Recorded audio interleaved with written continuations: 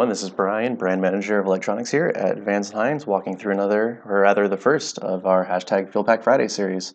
So I spent some time in the dyno completing an AutoTune session on a 1448, so let's take a look.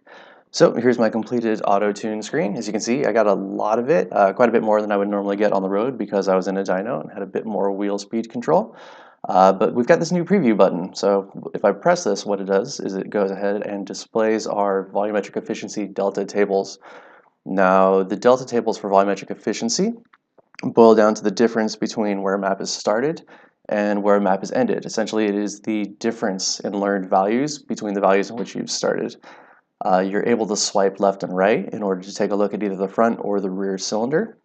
And as you can see, it's based on a 5-point color scale. So green is, a few percentage points of change, blue is pulling out a lot of fuel, and red is adding a lot of fuel. So as you can see here, I've removed a ton of fuel from the rear cylinder to the maximum point, which means I'm going to have to run this again. So what I'll want to do is I will hit the Apply Learn Values button down here at the bottom, and it's going to give me two options, either apply or finish. The plan here is to apply, and that will allow me to take my learned values, flash it into the ECM while keeping me in auto-tune mode so that I can make a second or third pass.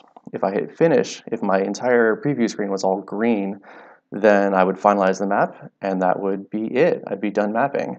Again, if you guys have any questions for next week, go ahead and drop them down below and we'll hit it up on the next Fuelpak Friday.